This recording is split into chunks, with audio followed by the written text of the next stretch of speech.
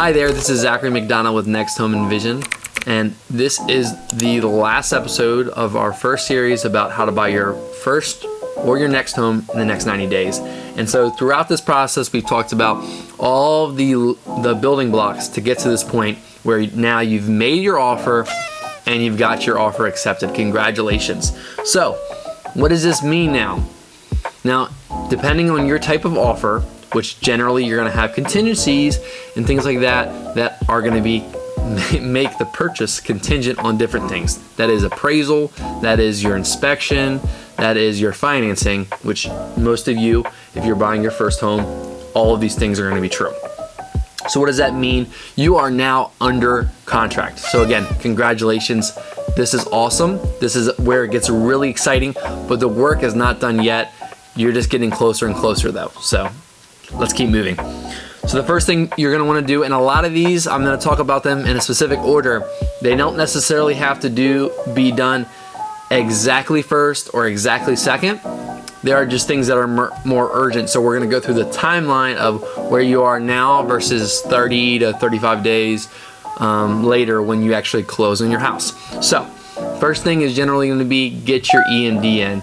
So depending on your contract, you either are going to be doing certified funds, which is going to come via a cashier's check or a written check, or you're going to do a wired, like a wire, which I usually do. I prefer them because they're a little easier, but they're also more expensive in the sense that they're going to cost, depending on your bank, 20 to 25 bucks versus a cashier's check is going to be, 8 to 12 bucks. Next, you're going to need to complete your mortgage application. Now, if you're working with a good mortgage lender, they're going to have you get your loan documents and the stuff that you need to start your application. They're going to tell you to have that already set aside. So if that's your situation, this is going to be a lot easier for you just to throw in your application, get it ready, and get this process really, really smooth over and get ahead of the curve. And that way you can stay on time to close. Next, you're going to want to schedule or have your inspection done. Now, this is something that's very important, especially for new home buyers, or first-time home buyers, where it's one of those things that you want to make sure you take away a lot of the fears that come with buying a home. Any and every house is going to have something that needs some consideration. Generally, there's always going to be little things, and that's why you hire an inspector to do these things and professionally inspect your house so that they can point those things out to you, and then that way you can understand them and either go, I accept these, or I don't accept these, I'm not comfortable with them. For example, something little like maybe something needs to be re-nailed inside the house, like trim, or something needs to be painted, or something is in some way not super making the place unlivable or bad in a lot of ways. Some people are just comfortable with those types of things. Very cosmetic issues. But things like your septic fails, okay? Oh, nasty. Having no septic means you basically have no house. So that's something that you may or may not, depending on your comfortability, you really should go get inspected. And so these are types of things, roofs, and HVAC, all these different things that even general inspections and general inspectors that aren't doing really deep dives into specific aspects of your house, because generally you have tons and tons of different kinds of inspectors, you're going to at least want somebody to come out there to at least let you feel more comfortable about the purchase of the home.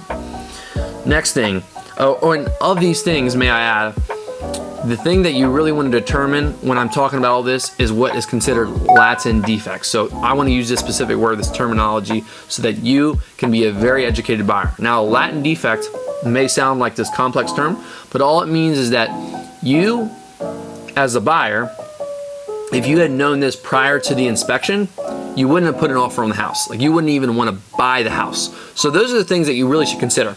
Would I want to buy this house if I knew this before the offer? So that being said, if that's an issue, then this is where you want to negotiate or renegotiate the terms of the contract. Maybe that's price. Maybe that's they usually give you a seller concession where they'll give a contribution at closing so that you can fix these things. So there's tons of really ideal ways depending on your scenario. Next thing is you want to request a homeowner insurance quote. So obviously your lender is going to do some pre-qualifying you or pre-approval stuff where they're going to have an idea of what a home insurance is going to cost.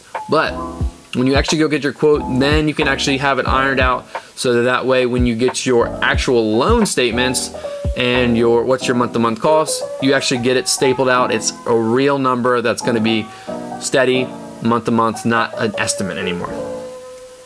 Then you're going to have to do things like sign your loan docs and fill out. Sometimes you have to fill out information from the title company, and so these are just things that you should just expect. They're nothing major, nothing scary. It's just routine stuff. Now that being said, side note, along this process, once your loan docs are signed, or even earlier on when you fill out your application, your lender is going to schedule an appraisal to be done. Now appraisals are, they're generally going to come out there, and then 10 to 14 days after they come out, they're going to have a appraisal report. And that's just on my market. You watching this might have a different situation. Your realtor, your lender might have a different idea what the timeline is. I've seen them get appraisal reports done as little as 5 days, but I've seen it as long as 14. So just sort of a guideline and something to consider, and not be super scared when the next day you don't hear back. Now, inspectors, they should have their stuff done within 24 hours. So, these are just the different roles that people play in helping you get through this process and just giving you an idea what the timeline looks like. Next, prep your closing funds, prep your docs, all this stuff like that you're gonna need. Especially on the closing funds, you wanna make sure that if you have separate bank accounts and you need to bring $20,000 to the table to close, you want to have that all together in one spot, because then you're going to have to wire in separate checks, which is going to cost you extra money. Have it consolidated, do a transfer. It's usually going to take 5 to 7 days, depending on your bank, maybe 3 to 5 business days if you got a really quick bank. So these are things that you want to consider, and you often look like just kind of go over your head, but that's just something to realize.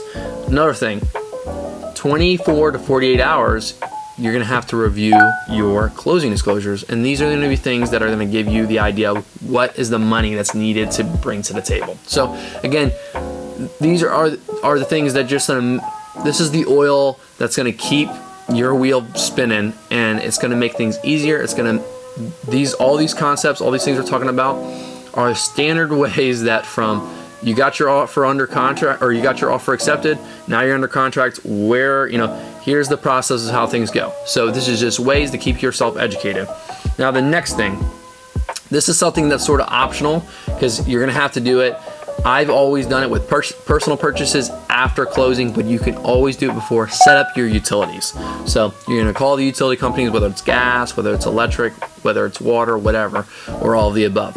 And so, depending on your house, if you have an HOA, sometimes they cover these things, but these are things that your realtor should be able to educate you on.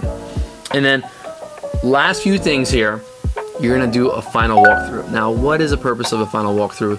The final walkthrough is an opportunity for you to do a final walkthrough where you get to assess and look at everything and say, is this the way I saw it initially?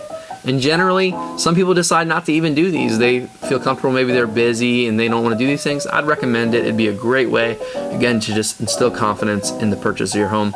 Generally, these are done usually within 5 days of closing, and that's for the state of Maryland. Again, that's my market, that's my situation. Talk to your realtor. And then the last thing is you sign your closing docs and you're good. Congratulations, welcome to your new home. Again, I hope this helped. I hope this gave you a ton of insight and just took away a lot of those questions and the bubble that just, or the cloud that kind of forms around your brain that just makes everything seem so scary, where you can watch this video over and over again. It's just going to give you a confidence. It's just going to really help you realize that this is the process. Again, the quick reiteration of all this is get your EMD. Then you want to fill out your mortgage application. Then schedule your inspection. Inspection performed. Do you renegotiate? Maybe you don't. Maybe you just continue on. Then request your homeowner's insurance quote. You're going to sign your loan docs or fill out some of the title forms. These are, again, things that are helping you get closer to the closing table. Lender schedules your appraisal somewhere along this process, but again, that's passive. That's not your own thing that needed to be done by you. Then you're going to prep your closing funds. You're going to review your closing disclosures, set up utilities, final walkthrough, and bam, now you have your house. Congratulations. I hope you guys enjoy this. Don't forget to like and subscribe. Have a blessed day.